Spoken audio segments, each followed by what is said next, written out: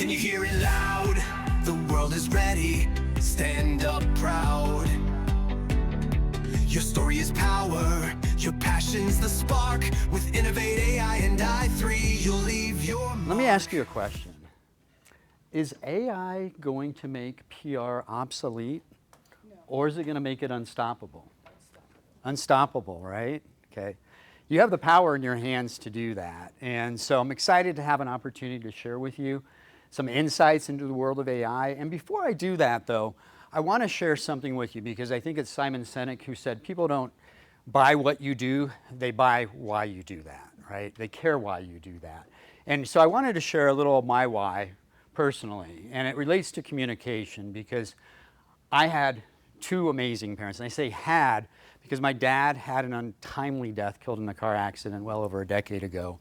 And I always wonder about the things, you know, he was an incredible communicator and he always showed up and had a presence. And part of the things that he communicated, I always wondered, like, what was left unsaid? What were those things that he wished he would have communicated? Maybe, or even written about, right? And I think as PR people in organizations, it's all about, like, what are those messages that you're putting out into the universe, if you will, whatever your stakeholders are, internally or externally, in terms of what you're doing.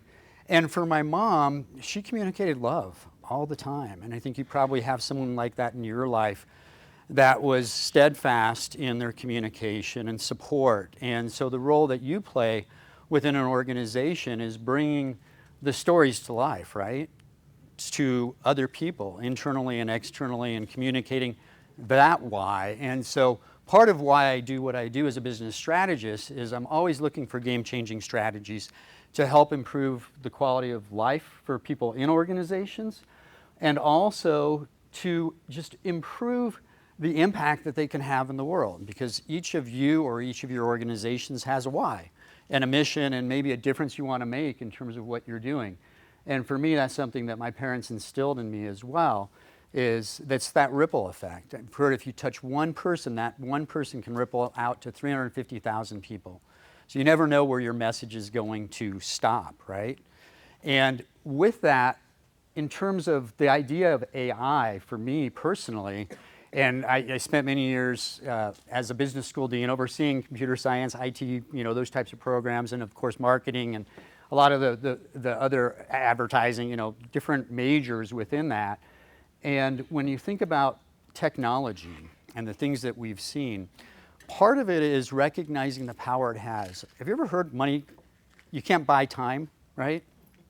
Well, now I think in some ways indirectly you can because of the power of AI. And for me, part of my passion is freeing people up so they can do what they want to do in their life and enjoy the freedom and flexibility and not wait till that someday, which my dad was doing, till you retire and then you'll do things. So if you have the opportunity at your fingertips to leverage your time, to get time back, how many of you would like to have that? Like if you could get a day back in your week and have like a 3-day weekend at least, would that be nice? Well, AI does that, which is so powerful as a tool. And so you already heard my long bio, so I'm not going to belabor it, but I do want to point out one thing, which is I've always been sort of not obsessed, but really fascinated with technology. My dad worked for a company called Western Electric, if anyone remembers that, part of the Bell system.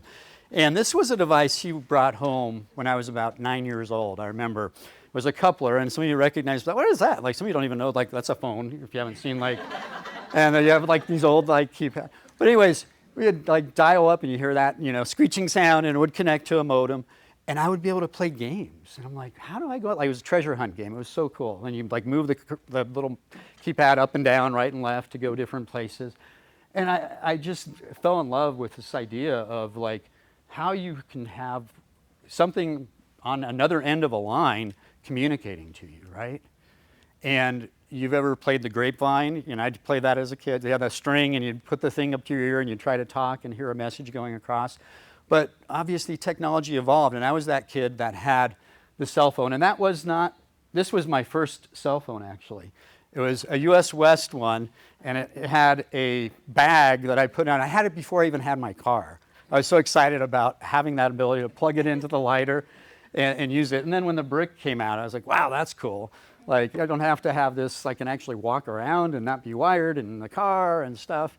I was the one kid that didn't have to stop at 7-Eleven to call their parents, putting the dimes in the phone at night. But at any rate, that evolved with, Macintosh and just other things. And I think just this ability to communicate. And for those of you, obviously, the Mac was so cool because if you're into design work and doing those types of things, the ability that it gave people from a graphic perspective was incredible in terms of desktop publishing and other areas. So I just share that by way of background. One of the things I've had the opportunity to do with AI was many years ago, I actually developed an AI tool that was considered the first AI with empathy back in pre-COVID days. And we actually I had the pleasure of training Google's cloud division, their sales team, on this AI tool in terms of how to use it. And I think part of my passion is making sure that we don't lose that human connection with AI, because that's a big risk, right? And so what does it look like to be able to still connect in a way that's genuine, that's authentic, that's transparent, that really communicates what you want to other people? So having said that, obviously, we know AI is rewriting a lot of the rules in terms of things that used to be the case and how quickly it's rewriting what's going on. And there is a lot of uncertainty. And I think for many people, the question is, do I adapt? And do I actually embrace this? Or do I become obsolete, right? You become unstoppable or obsolete. And I know just recently there was some layoffs from a major management consulting firm where there was over 10,000 people that said, I don't want to adapt. And so those people, unfortunately, were let go from that organization. And I think part of it is you have an opportunity and there's a choice you can make in terms of adapting or becoming obsolete. And so I want to share with you some things that give you some pause, I think, in terms of what's possible. And some of you are probably pretty familiar. How many of you use AI on a regular basis, daily? Okay, well, I'll come back to that in a minute then. That's great, excellent. So I just want to share this with you. Oh, maybe not. Let me pause it for a second. It's not coming through the TV. Hold on a second. Give me 1 minute. Technology at its best.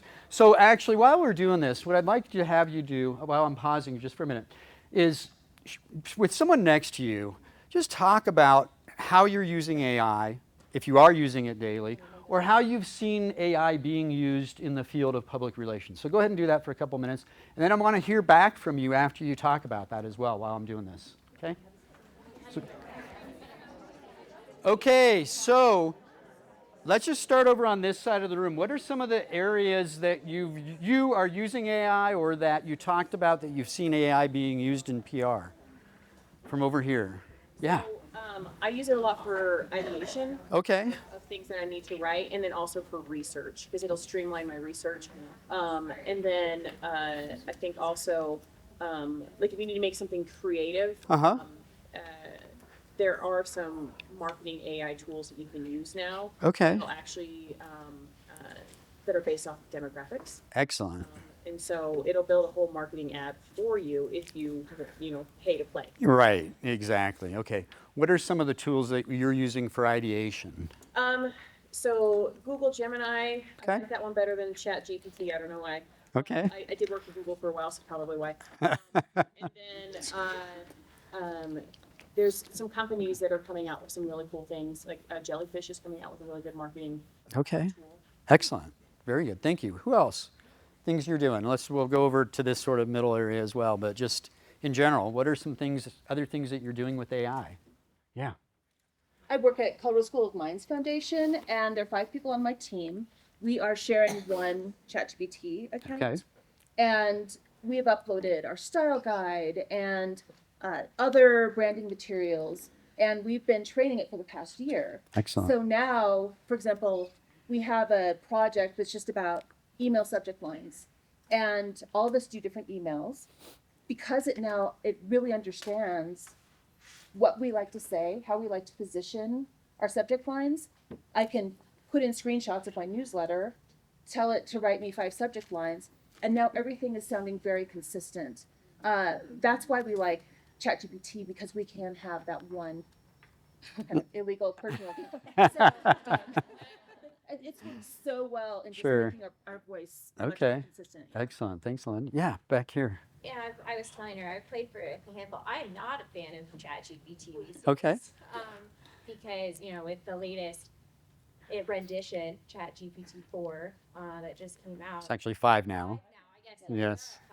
Five. Where they're having to train it, and you have to like retrain the new algorithm. So it's a vicious cycle. Yes, yes. But I've been using it for image generation, app development, Okay. in code, as well as and with electric co-ops. So we're using it to monitor electricity usages Uh-huh. and to help understand demand and help things that were generally controlled by people. Sure. Now a computer can kind of help them. Yeah. Wonderful applications. What other ways are you using AI in PR? Yeah. I can tell you one downside of using AI is especially in public speaking.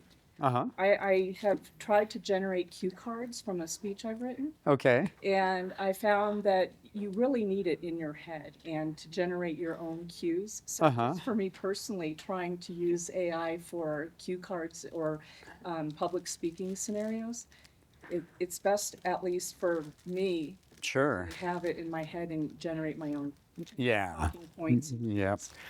Beautiful. Yeah, there's a lot of things that you don't want to use AI for. And at the same time, there's different ways that you could modify what you're doing and how you're working with AI to probably create those cue cards. So thank you for sharing that. Yes, in the back.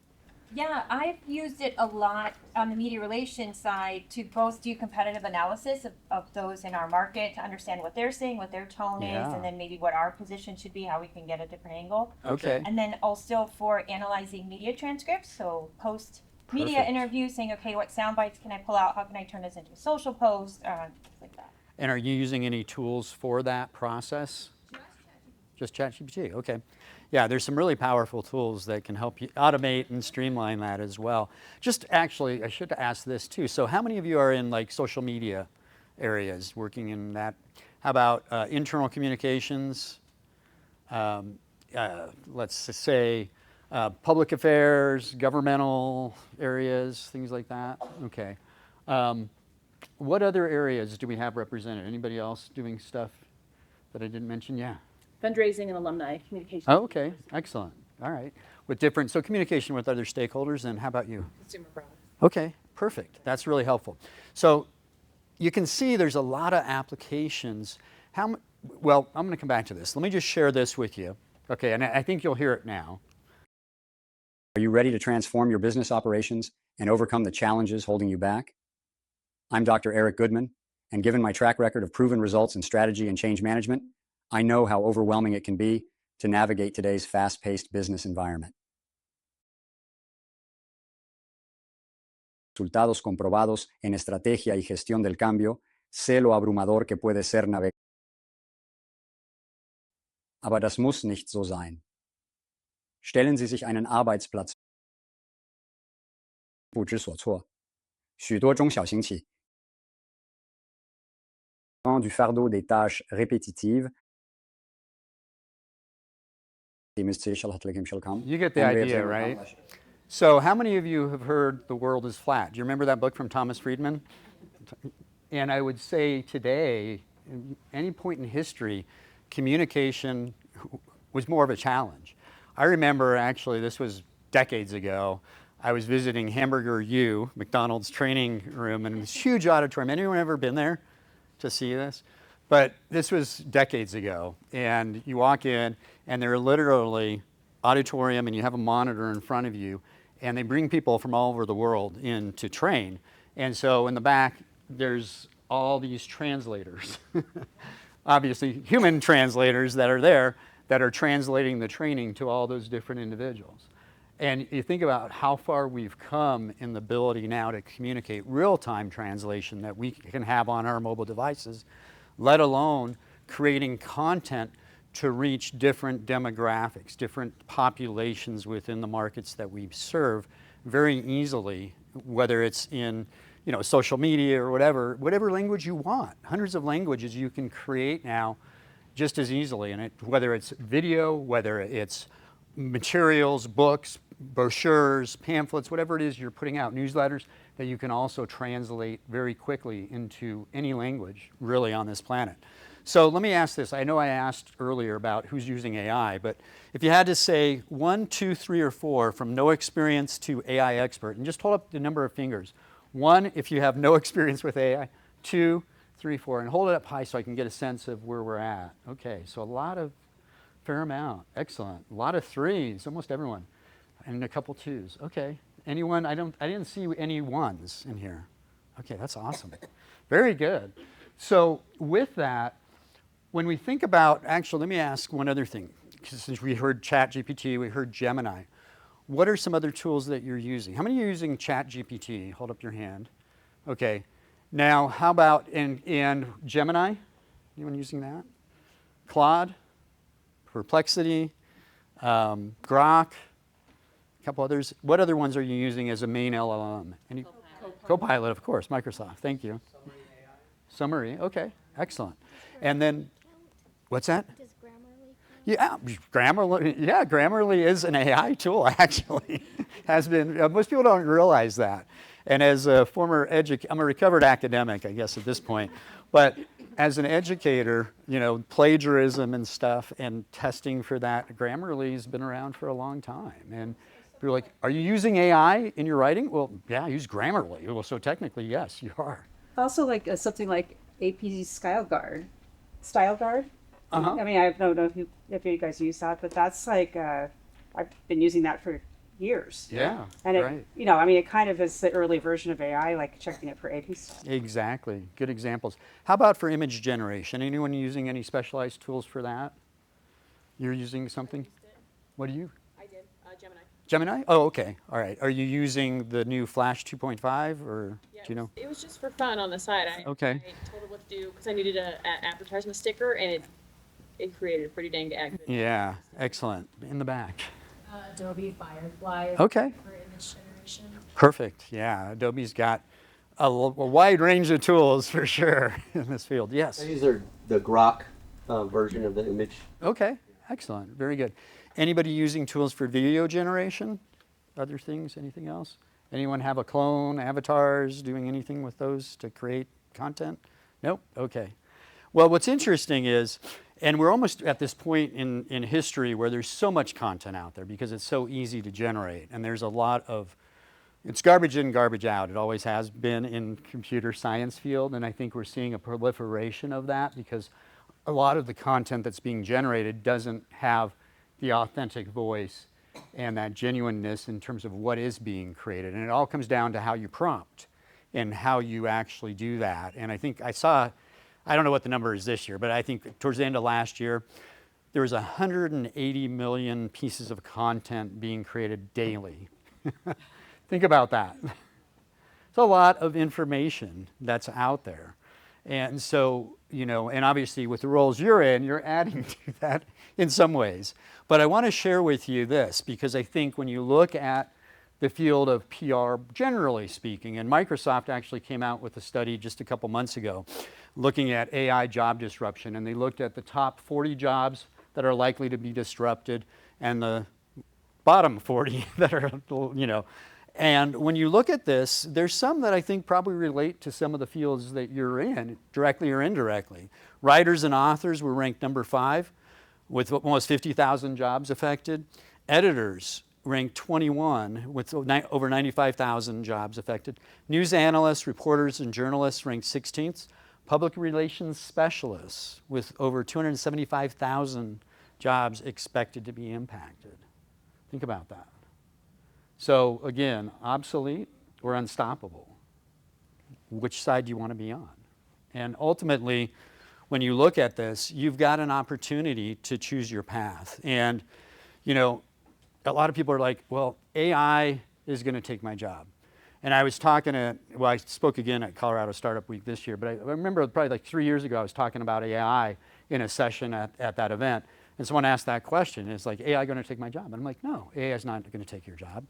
But I said, the person who knows how to use AI is, right? Think about that. And the role and the hierarchies in organizations are changing dramatically in terms of what it looks like in a typical department, where now, rather than human beings, you have AI agents that can do certain tasks that in many cases are probably tasks that should have been automated a long time ago. And now we have the ability to do that because it doesn't require the human creativity or the critical thinking and analysis and some of the things that we uniquely bring in a different way to the work we do. So there is a tsunami. And just to give you a sense, though, it's still very early on. And this is the diffusion of innovation curve. Everyone familiar with Everett Rogers' work in terms of how things get adopted, technologies and different things throughout history. We're still very early on in terms of the innovators, although I think we're pretty well entrenched now in this early adopter area of where we're at. We haven't quite crossed the chasm, which is what they consider it, when you move from there to the early majority of people using AI. And so to give you a sense of some of the milestones, when you think about this, I think it's important to recognize that, for example, ChatGPT, by August of 2024, they had 200 million weekly users. So just a little over a year ago, they were at 200 million. The other thing to think about is when you compare it to other things, technologies and things that have been adapted in the past, like Netflix. Netflix took 3.5 years to get to 1 million users. ChatGPT, 5 days. Think about that. And you can look at other technologies that are somewhere in between that in terms of how quickly they were adopted. But just this month, from $200 million, or 200 million users, $200 million, a lot more money than that, but from 200 million users to 700 million users this month on a weekly basis. Think about that. That's almost like 10% of the population in the world. Yes? So I can appreciate those numbers, but Netflix has a price aligned with it in check. Sure. Well, yeah, that's Migrate to something that is free. Far faster. And there's other examples of things that have been free that have never been adopted that fast. And we can talk, I can share some with you offline if you'd like. I think that the challenge is it is moving fast, right? And there's a lot of people adopting it and getting involved with the use of it. It's here to stay is the bottom line, and it's not going to slow down. That's what's crazy is like this is the slowest AI is ever going to be, right? Think about that for a minute. And the least capable it's ever going to be in our lives. And so when you look at AI adoption this year, it's estimated 78% of companies now are adopting AI, up from 20% back, 8 years ago. Pretty dramatic shift. Productivity, increasing productivity up to 40%. Time savings, 20 to 30%. And there's not an individual or a company that I've worked with where we're not able to save at least a day a week of time, if not more, and sometimes more than that. And it's the 80-20 is how I like to think about it, and I'll come back to that in a minute. But profit margins, reducing costs, there's all these benefits. But there's a skills gap. 56% of the leaders in organizations report there's a lack of AI talent in their organizations. They're starting to recognize that. So to be unstoppable, you're in a position where you can meet that gap and actually upskill so that you have those skills to do that. And majority of companies in the next 3 years, according to Deloitte, do plan on investing more in AI. 92% of companies plan on increasing that. So when you think about the field of PR, and I heard some examples here already about whether it's writing press releases, generating headlines, sentiment analysis, creating maybe media lists, drafting social content, you can go from what used to take days to literally seconds in terms of what you can do. And you think about this, how long, and these are, some averages of numbers. Media monitoring, 46 hours daily. Press release drafting, 2 to 3 hours. Media list building, 3 to 4 hours. Social content calendars, 1 to 2 days. To literally seconds or minutes, right, to do these things. So think about how much time that frees up. How many of you can relate to some of these time and this amount of time that you're spending, right, on this side? Question is why, when you don't need to? Because there's opportunity to leverage technology in a way that can free up your time, and we'll share some examples of that.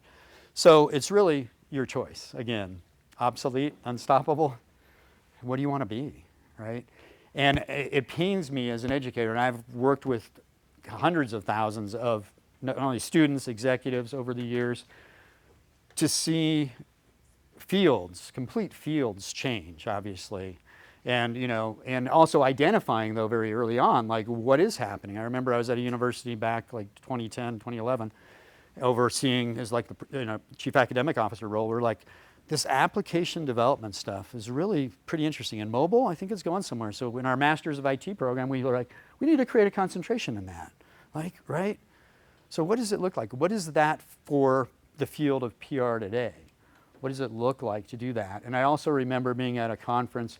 There's a accrediting body, AACSB, that accredits the majority of, you know, business schools, or at least there's multiple layers. But anyways, when e-business, remember, like .com 2000, I was a dean at a university overseeing stuff, and people were like, oh my God, what do we do? Like, we got to add a EHR, you know, course. We need to add an e-law, an internet marketing course. And I said, you guys don't get it. Like, this is not a, like, bolt-on. Like, this is going to transform the business model completely, this thing called the internet. And I had been using it at a research university for a couple of years, so I had a better sense of, like, what it meant. But I think when you think about AI, it's the same thing. This is transforming business models that we have never seen before. And, you know, speculation, too, around, like, you're going to see that single company that is a billion-dollar company that is one person with a bunch of AI agents doing everything internally. Think about that. What would that look like? And so when I think about AI, I just want to share this sort of framework with you, because I think it's a useful way of thinking about how you can leverage AI in different areas. For research and knowledge, I heard that already.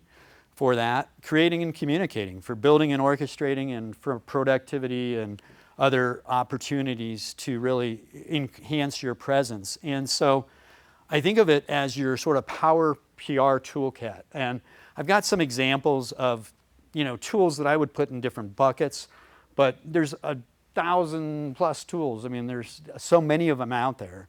So if, for example, in research and knowledge, and we'll talk about a few of these, but Perplexity, how many of you use Perplexity? I saw a couple hands earlier. Okay. I would say, personally, hands down, the best tool for research, because it is so powerful, and it was built and designed for that, and you don't have to worry as much as you do with other LLMs around hallucinations and making things up, because you can actually have it do deep research and cite and do things. And now, obviously, you can do the same thing, similar things with OpenAI and some other tools that have built in, trying to model some of the deep research that Perplexity has, but it's really powerful. There's some other things you mentioned. Anyone using Notebook LLM from Google? Okay, one person. Best kept thing for the work you're doing when you talk about, like, creating and training and putting all your materials in one place. It's the closest thing to a RAG system, which is basically retrieval knowledge base, where you put all your information, your brand, your style guides, everything about your business, and you can generate everything from there. And the other thing about it is, it's not going to go out like a RAG system to the rest of the LLMs and grab things and make it up. You can have it just so it only draws from that. So if you have things, internal communications or HR policies or handbooks or guides and things, whatever it is, you want to make sure are accurate and factual, and they're not anything that isn't in those documents. It does a fantastic job of doing that. And there's all sorts of things, derivative things that you can create, including having people create a little podcast about it.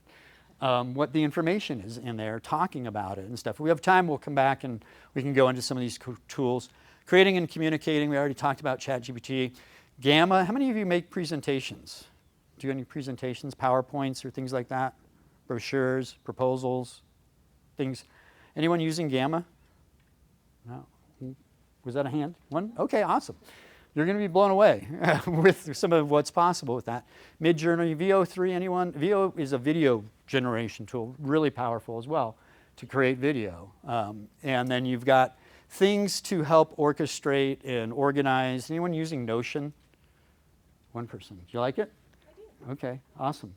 It's really powerful. Yeah. Sometimes I feel like with these tools, especially Notion, there's such a learning curve with how to use it. I'm trying to use it for, like, my brand content creation. And there's all these different formats or skeletons that you can pick from, and I'm like, I don't even know what I'm doing. So yeah. I'm like half using it. Okay. My notes app and trying to, like, well, get over the learning curve hump. And one of the things to do is to leverage the tools, maybe not Notion in particular, but leverage another LLM to help you figure out, how do I learn this? And create a plan, like you would a syllabus for a class, to be able to learn. Like, I want to be able to know how to do X, Y, and Z. And I want to learn it. I want to spend this amount of time daily or weekly, and I want to have it complete by this time frame. Give me, acting like the leading educator. We'll get into some prompt stuff, but you can actually do a lot of things with that. That's really powerful. I had my daughter just last week. She's looking at like becoming fitter and healthier and stuff. I'm like, okay, let's just take some of your basic information, some of your, physiological, biological weight, body mass, like things like that, and other stuff, and plug it in. And like, what do you like? What don't you like? And come up with a plan that is your nutritionist, your fitness instructor, your physician, all in a box. Act like that based on all this information and her lifestyle. Come up with a plan to help her optimize her health. So it's endless what you can do. You can have it look at like how I spent my time today, like analyze that. How could I be more productive? What can I optimize? It's just really up to your imagination what you can do. Yes? What was the tool you used to create that video you showed us of you speaking multiple languages? That's actually a proprietary tool. So it's not one that's on the market. There's a gentleman out of Stanford who has like 35 plus patents that I work with but there's similar tools. So if you want to do video creation, the best tool on the market for creating like an avatar that can speak multiple languages, I would recommend HeyGen. HeyGen, Heygen. And then if we have time, I can show you that. There's another tool called 11 Labs for voice to basically replicate your voice and do all that type of stuff too. So HeyGen, and then the voice is 11 Labs. Those are there's half a dozen out there, but I think part of what I love doing is looking at the tools and saying like, this is the one. Like if you're gonna go use one, this is the one I would use. Yeah, another question. I kind of missed the name of the tool that you were saying, which generates, if you put all your style guide, your policies, all that stuff. I was suggesting, I think for what you're doing, and it's actually Notebook LM, and it's a Google within the Google suite. You can just look Google Notebook LM, you'll find it, and happy to do a deeper dive on that with you. But I think it's a really powerful tool for anyone that wants a content repository that you can then draw from and create all sorts of derivative things. Let's take one more question, and then I'll move on to some of these. I'm guessing you'll cover this, but two things. One is I've been noticing, I've been catching a lot of errors. I use ChatGPT primarily. Yeah. And I have to be super careful with that. Sure. Even things I feed it. Yeah. More measured with different names. Mm-hmm. So it's definitely not foolproof, but I've been starting to think about No, it is not. AI tools to check against other AI. Yeah. And then I was curious, which I've just given up because I've tried to do PowerPoints and different visual creations with ChatGPT, and it sucks. I've never can't interpret anything, so I just haven't bothered. So maybe that's just a learning curve of finding the right tool. There's some of both of that. I think, with any tool, there is a learning curve, and there are some, and this is the other thing, because there's so many tools coming out. I think for anyone, once you figure out, like, I want to use this for text, I want to use this for image, I want to use this for video, just pick a tool and stick with it and actually take the time to learn it. You'll be 99% ahead of, of everyone else that's out there that is like, oh, I'm doing this, and this. And it's like squirrel, because there is something, and there's some that are getting better at, for example, chat. I remember when you couldn't have it even generate an image with a word that was accurate. Like it's like random. Now it's actually pretty good at generating images with words that are actually spelled correctly. So let's take one more question and then I'll move on. Yeah. Is there a content delay? I typed in something in Grok and asked a question, and it spit back information, and I'm like, didn't that person die 5 years ago? And then, oh yes, thank you for correcting me. And I'm like, whoa. So what's going on with that? It goes back, it's fact checking. You got to think about this. There are so much information out there that it's pulling from. So depending on, it's garbage in, garbage out, how you ask the question, what it's going to find. And I'll share an example. I built an AI book writing tool with one of the leading publishers in the US. And we had an individual who had over 400 podcasts and a couple hundred articles and other things he had written that we loaded into, not like it's called a RAG system, different than the ones I mentioned, a little bit more sophisticated. And you have to use that sometimes, or there's some other more confidential, protected systems if you're doing work with like the Department of Defense and things with those systems in terms of the information. But for example, we had all this information loaded in there, and he wanted a specific thing in the book, and it's like, well, it didn't pull that out. It's like, well, you know, you're talking like millions of words that it's trying to figure out, and it didn't show that one example. And it's like, you need to point it to that particular article that you want to use that example in this chapter, and then no problem, it pulled it right in. But it's like a needle in a haystack sometimes. And so it's an example at a sort of a micro scale of what the dynamic is, because there is so much out there and it's not always accurate. So a couple things with research tools.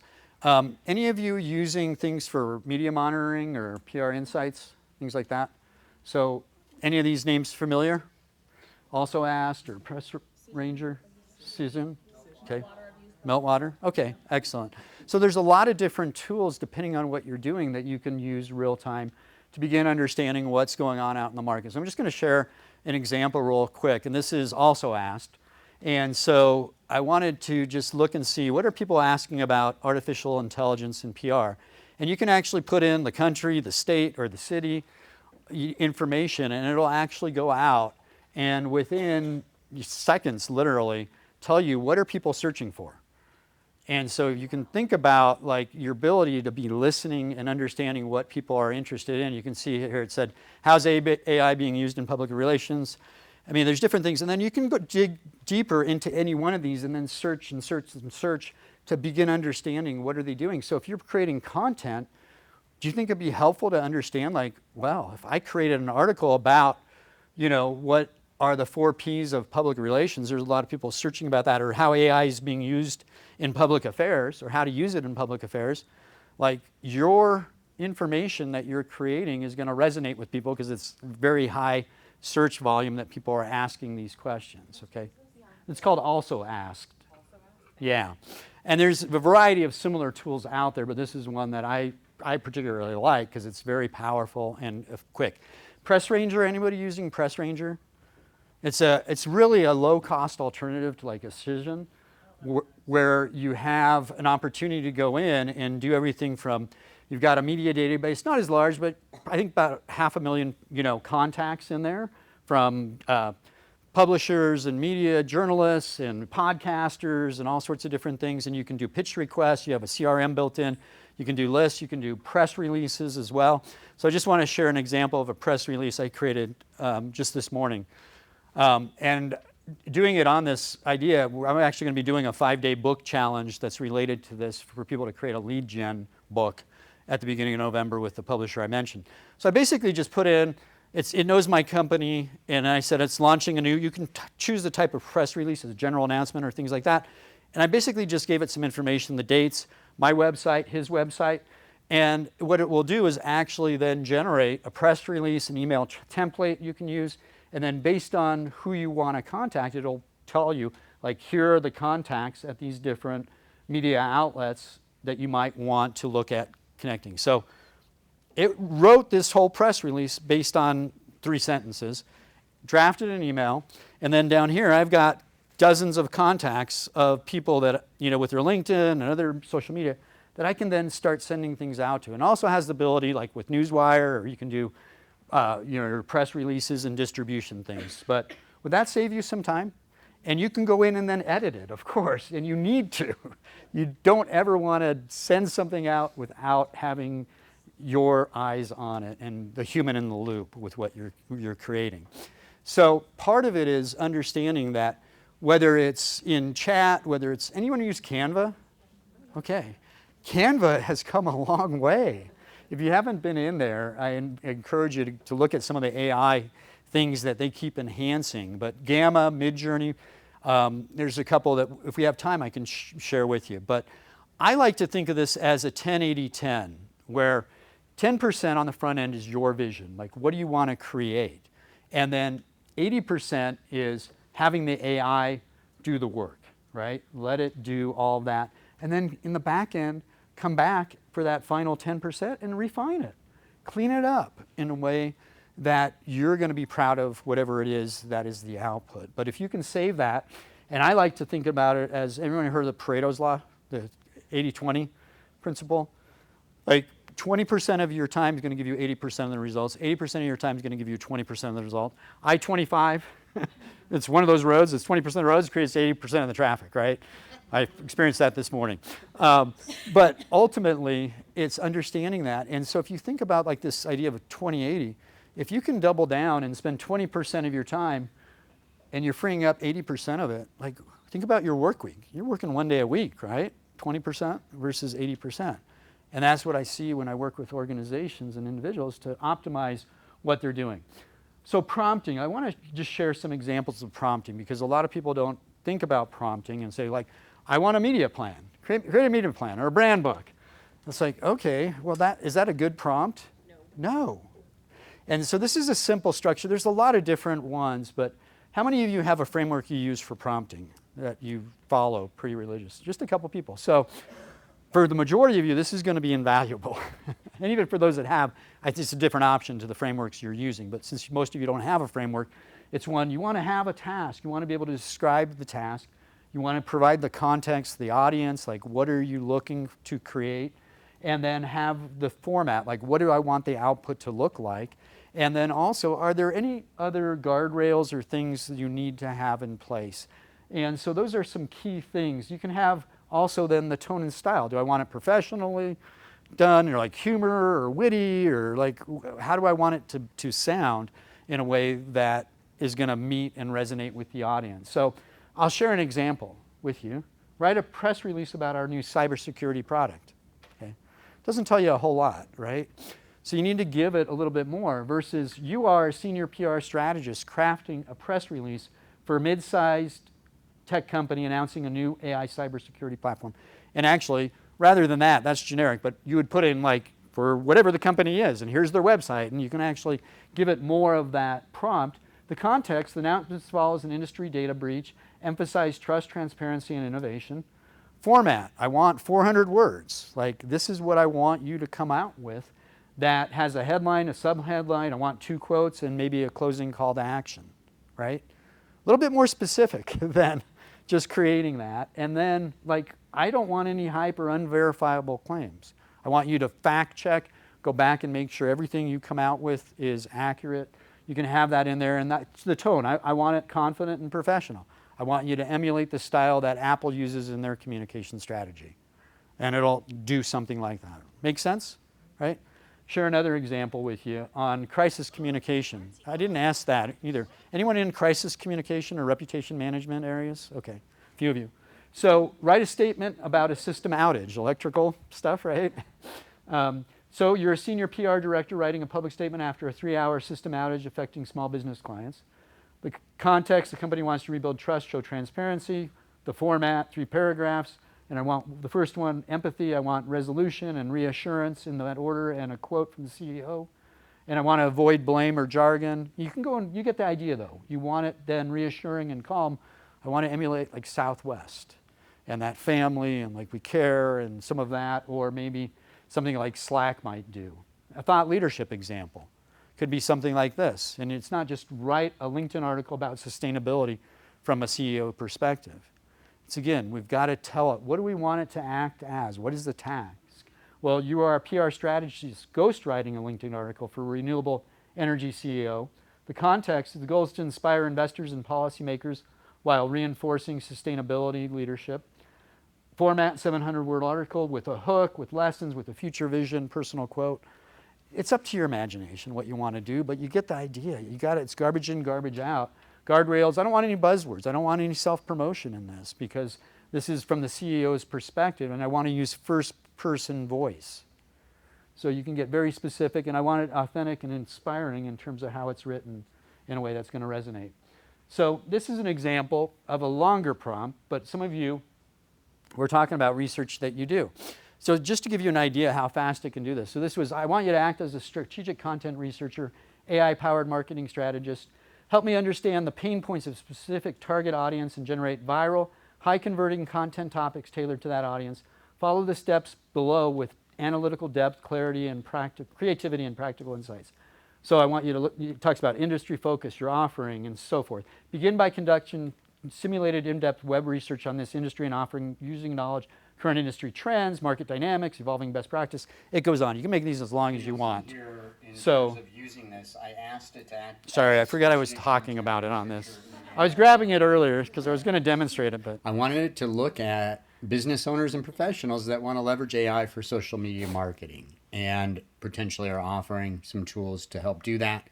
And I suggested that it begin by conducting simulated in-depth web research on this industry and offering using knowledge of current industry trends, market dynamics, involving best practices, also looking at customer reviews and feedback from similar offerings, social media and forum discussions related to AI in marketing, competitor positioning and strategies, market reports, and so on. And then based on that, to look at 3 to 5 core pain points, come back with ultimately 3 compelling content topics that meet certain criteria. And you'll see it very quickly. Pain points, some of the things that are summarized that AI feels too complicated or overwhelming. Some of these are probably things you can relate to. Generic AI output isn't on brand. Inconsistent content creation equals low engagement. Fear of being left behind or being inauthentic. I'm not sure it's worth the investment. And then it also is tapping into the emotion that maybe. So you get the idea, right? Pretty powerful to have all that information at your fingertips. So I asked about presentations before, and this is a tool that can help you do a number of things. I know I narrate this, so I'm just going to go ahead and play. This is a tool called Gamma. That matters, but you don't want to spend hours designing a PowerPoint deck. This is a game-changing tool called Gamma. From a single prompt, you can just create a sentence and ask it to create a presentation. You can import existing documents, notes, other things. You can also paste in text. I'm going to demonstrate what that would look like. So if you have notes or even a blog article or something like that you want to create a presentation of, you can plug it in here and then just be able to move forward with some of that content. I'm going to go ahead. I want to create a presentation. You can see you can create a web page, document. You can create social media stuff on here as well. Go ahead. There's different things you can do in terms of the type and amount of text and different things you can set and some other things you can do with images as well. But we're just going to continue with this, and then you can choose from a variety of different themes, and you can actually preview what the different themes look like. Let's go ahead and let's go with this one, and it's going to actually generate this based on the outline I provided, and you'll see it real time begin to create the actual slides, and then we'll see what they look like when they're done. But obviously bringing in images and crafting a compelling story that you can share versus having to create an actual presentation. And then you can export this into PowerPoint. You can save it as a PDF. You can actually have it go online. So you can see right now, it pulled in images. And this is about how to create more influence, income, and legacy through your story. And it identified images as well. So very quickly, it created a presentation, and then you can swap it out and have other things later that you want to add to it. So would that save you some time? To create a presentation in minutes, literally? Love this, Yes. especially for people who have 5 million words on a slide. Yeah. Can you upload your own brand? You can. You can put your logos, your brand, your colors on it and have all that in there. And you can also tell it when it generates it, I don't want, like, you can say how much wording you want on a slide. Like, I don't want any words, I just want images, or I want minimal, concise, I want a lot of detail. So you can do a lot of different things with it. Super powerful. Yes. This might be a long-worded question. Okay. What I've heard you say so far is that the efficiency, the time saving, getting your time back, like these are the pros of AI. Yeah. And I think a lot of us do want that. But what I've heard being a student and just like what I've felt in my own experience, Sure. some of the main concerns, including the natural resource / environmental impact, Yeah. the loss of creativity. And I know for me, I feel like a fraud a lot of the time using these tools. Like, hey, here I am presenting this thing or coming up with this. Yeah, sure. Like, people don't know how much I used AI. My peers also, I've heard a range from being concerned with how much they use it to Sure. some of my peers not using it at all because they're anti because of the resource use. Yeah, sure. People are wanting to build their knowledge and their skill set. Mm-hmm. So What do you have to say about refuting those concerns, or like at what point do the pros outweigh the cons? You know, it's a very murky. Well, I think with any new technology, I mean, the resource thing is a major one, of course, because obviously all of the energy consumption with these data centers is massive. So that's not something I can refute. I think technology continues to evolve, and we've seen the same thing with, you know, electric, solar. There may be plasma and other sources of energy in the future. I don't know what that looks like. On the flip side, when you start talking about like, I feel like an imposter, like this isn't really mine, or anything. There's a great book, I think it's called Steal Like an Artist, yeah, by Greg, I think McLuhan or McCohen. And you know, when you look at things in history, what is really original work? And so, you know, even the great masters learn techniques from somebody before them, and there's a lot that is already out there. So it's, but bringing the creativity to it is a challenge, and you've got to be focused and intentional in how you use it. That's why you don't want to just automate stuff, because that's where, and the studies will show, the brain is not, the cognitive complexity, and it's not processing, and you're losing some of your brain power by doing that, versus actually creating the space to be even more creative and using it as an ideation tool, which I heard some of you talking about. That's the best approach to it. And the reality is, again, AI is not going to replace you, but someone who knows how to use it is. So you decide. You can stick your head in the sand, just like, you know, I don't want to use the internet because like it uses energy. Like, why would I do that? I don't want to use a phone. I don't want to use, I mean, where does that logic stop when you look at the advances in humanity? Let me just share a couple other things and I'll come back to that because I do want to get through a couple other things. Actually, I'm not going to, this is some video generation, videos that were created. One thing I want to share with you, anyone create long form video ever, interviews or things like that, and want to do any social media reels? Best tool, one of the best tools is Opus Clip. And literally, I'll just walk you through this real quick. Okay, so I want to show you how to use Opus to be able to take a long form video. You'll notice up here you can drop links, a Zoom link, a YouTube, a Twitch link. There's a variety of things. I'm just going to go ahead and in here, I've got a Zoom recording. So I'm going to go ahead and do that. You can also upload a file directly. You have the ability as well to utilize other links to be able to connect with whatever you're doing. And what I'm going to do is just do auto. I can set the length of the clip. I can generate it automatically. I'm just going to go ahead, and this is a recording from a basic AI intro workshop that I did. So I'm going to go ahead and get this going to begin processing the video so that then it will generate automatically some different short reels. Okay, so just in minutes, it created, you can see 32 clips from that single long form video. And just to give you an example, and on each one, it actually will rate some of the information. And if I want to go in and look at it, I'm not going to bother with that, but you get the idea how quickly you can do that with the transcriptions and everything else.